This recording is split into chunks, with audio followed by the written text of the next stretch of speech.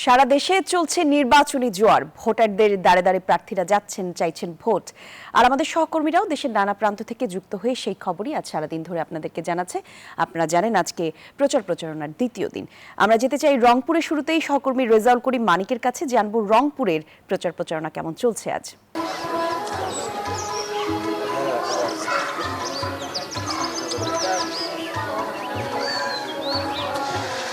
ধন্যবাদ কলি। আপনি জানেন যে আসলে নির্বাচনী উত্তাপ ছড়িয়ে পড়েছে রংপুরের 33টি আসনে, রংপুর বিভাগের 33টি আসনে। পাশাপাশি কিন্তু উৎসবমুখর পরিবেশ বিরাজ করছে এই নির্বাচনী এলাকাগুলোতে। আমার সাথে এই মুহূর্তে রয়েছেন রংপুর 3 আসনের হেভিওয়েট প্রার্থী বিএনপির মহানগরের সভাপতি শামসুজ্জামান শামু। একটু আপনার কাছে জানতে চাই যে ভোটারদের কাছে কি বার্তা নিয়ে যাচ্ছেন, একটু আমাদেরকে বলবেন। বিসমিল্লাহির রহমানির রহিম। আমি মোহাম্মদ শামসুজ্জামান শামু, রংপুর 3 আসনের বিএনপি মনোনীত প্রার্থী।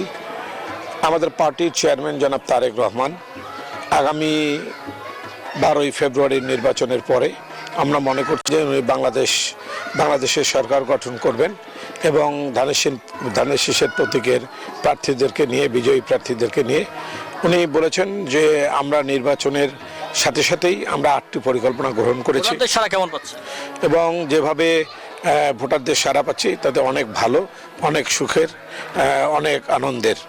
এবং আমি এই পর্যন্ত যতগুলো সাধারণ মানুষের সাথে যোগাযোগ করেছি সবাই হাতছাড়া না বলেন এখন পর্যন্ত। কথা বলছিলাম বিএনপির প্রার্থী শামসুজ্জামান শামু। তিনি বলছিলেন যে তিনি ব্যাপক সাড়া পাচ্ছেন ভোটারদের কাছে এবং ভোটারদের দ্বারে দ্বারে কিন্তু তিনি যাচ্ছেন। তো এই ছিল আমার কাছে রংপুর থেকে নির্বাচনের প্রচারণার সর্বশেষ খবর। একই খবর জানাবেন সহকর্মী মাকসুদ খুলনা থেকে।